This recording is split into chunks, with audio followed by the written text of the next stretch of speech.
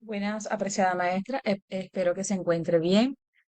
Mi nombre es Linda Otero, estudiante de licenciatura en inglés. En esta oportunidad voy a estar haciendo respuestas a las siguientes preguntas que habla y trata sobre lo que es la educación inclusiva, la diversidad y entre otros. La primera pregunta dice, ¿qué entiende por diversidad? La diversidad se refiere a todas aquellas características, todas aquellas diferentes características que poseen un grupo o determinado, así como sociales, físicas, eh, raciales, entre otras, edad, sexo, etnia, religión, capacidad, física y mental, idioma, ingresos y formación. Todas esas características hacen diferentes a ciertos grupos de personas. Es lo que hace que seamos diversos. La segunda pregunta dice, desde su experiencia personal y profesional y laboral, ¿cómo define el concepto de inclusión? Bueno, el concepto de inclusión para mí eh, se enfoca o se define la manera en la que se apoya a aquellas personas o grupos, la forma de apoyar, la forma de respetar y, como lo dice la misma palabra, incluir. Aquellas personas que pertenecen a cierto grupo para que se sientan apoyadas, para que se sientan incluidas, para que se sientan respetadas.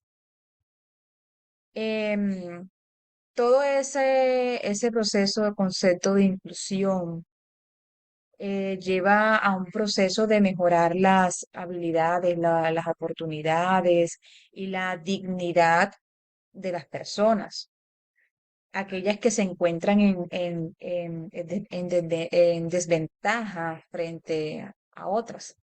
Entonces, el proceso de inclusión es como darle esa oportunidad, ese espacio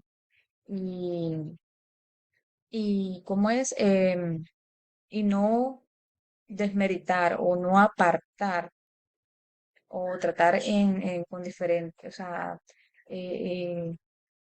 no apartar a aquellas personas que pues necesitamos también eh, tenerlas en cuenta en un proceso determinado. El tercer punto dice, ¿qué significa para usted educación inclusiva? Para mí, educación inclusiva es ese proceso em, que ayuda a superar los obstáculos que limitan quizás la presencia, que limitan la participación, que y la participación y logros de los estudiantes. Entonces,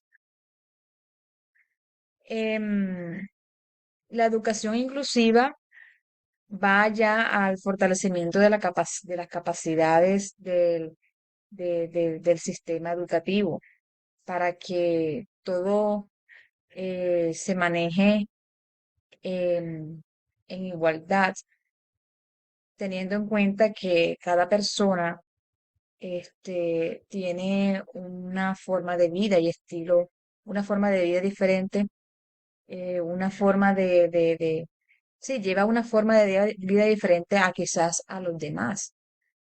Entonces, esa educación inclusiva promueve el desarrollo y el aprendizaje y la participación. Promueve como decíamos, al sistema educativo para fortalecer fortalecer aquellas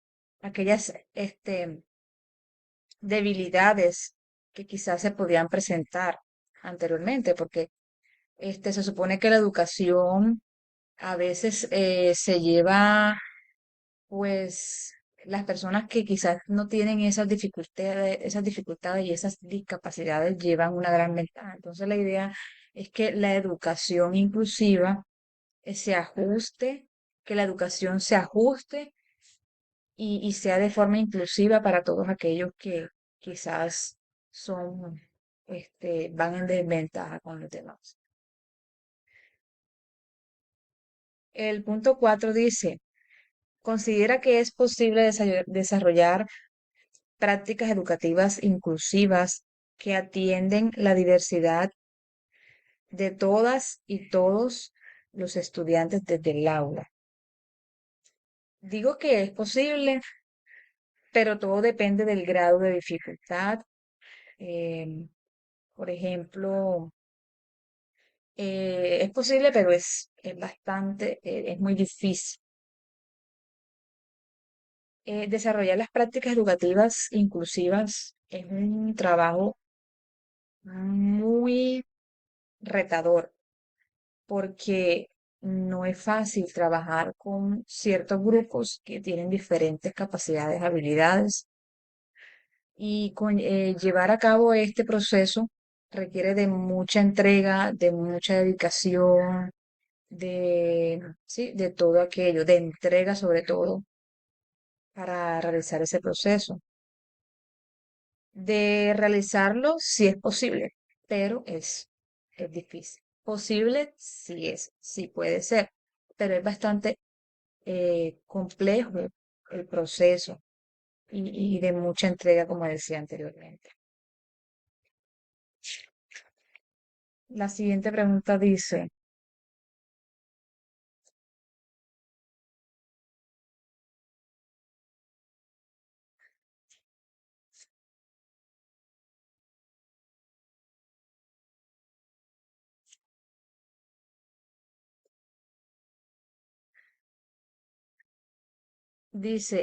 ¿cuáles cree que son los factores facilitadores en lo personal, familiar, institucional y comunitario que se presenta en su entorno para el desarrollo de prácticas educativas inclusivas que atienden a la diversidad de todos y todos los estudiantes en el aula?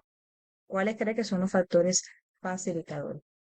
Los factores facilitadores para mí, en mi opinión, en lo personal, familiar, institucional y comunitario. En lo personal, em,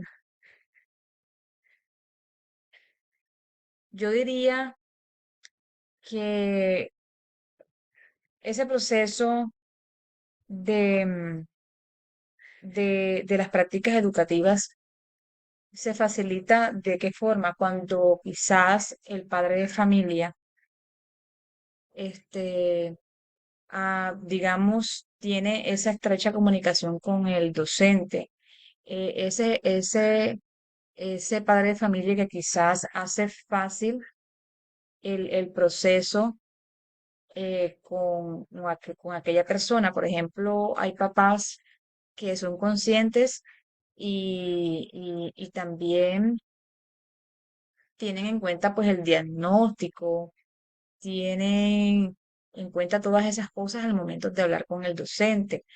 Exponen, digamos, con un estudiante, exponen ese diagnóstico que el niño tiene y de esa forma se llegan a acuerdos con el docente para facilitar el proceso de la práctica inclusiva. Cuando el papá, digamos, llega un estudiante al aula y el papá pues no habla de quizás de lo que el niño padece, de quizás lo que el niño tiene y no acepta que su niño tiene eso, ese proceso eh, de inclusión, ese proceso de práctica educativa se hace difícil, ¿verdad? Es lo que yo podría decir.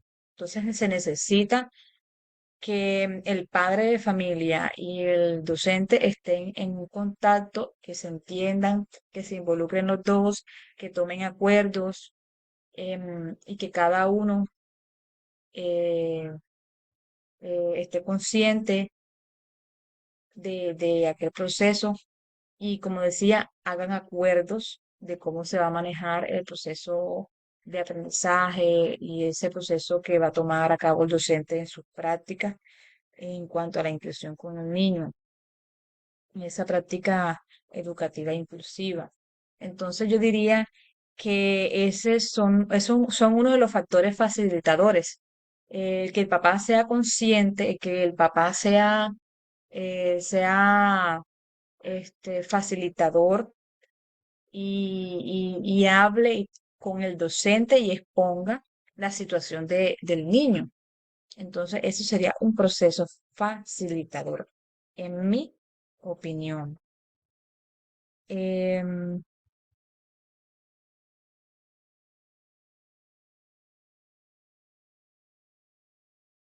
y la otra pregunta dice, ¿cuáles cree que son las barreras personales, familiares, institucionales y comunitarias que se presentan en su entorno? Primero, las barreras personales, digamos, vamos a hablar de las familiares, es aquellas que yo decía, de pronto, ¿qué barrera sería? Que el papá no acepte que su niño tiene algo. Las institucionales, qué barreras serían? Para mí, las barreras institucionales serían, digamos, no tener, eh, este, no tener esos recursos, no tener ese espacio, no tener quizás ese apoyo de la institución para manejar ciertos procesos. Por ejemplo, hay ciertas discapacidades que pues se necesitan recursos y si no los hay, es una barrera para trabajar esa discapacidad. Digamos, digamos que va un estudiante que tiene problemas de vista, no ve, pues es una persona ciega, por decirlo así. Entonces, ¿cuál sería la barrera? Que el docente no sepa, que el docente no esté capacitado por, digamos, será la institución, para poder manejar esa discapacidad. Entonces yo pienso que la institución también debe apoyar de una u otra forma con recursos, con capacitaciones, con apoyo a esas prácticas educativas.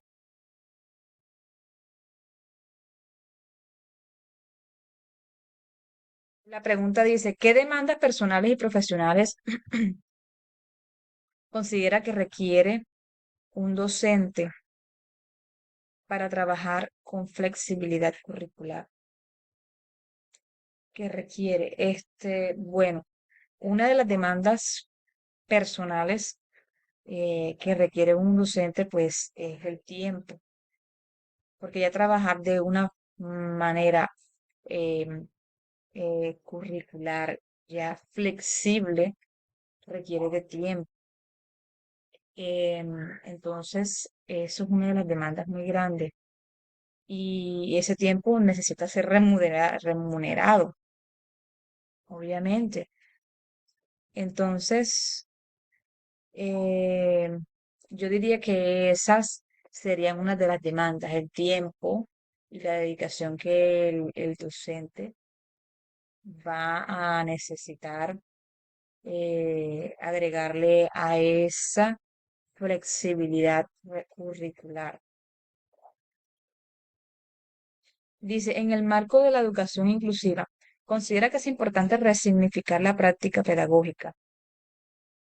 Yo diría que cuando hablamos de educación inclusiva y de la práctica pedagógica, y al momento estamos en resignificar eso, si bien lo entiendo, se supone, bueno, la educación inclusiva está bien, bueno, necesitamos incluir a cierto tipo de grupos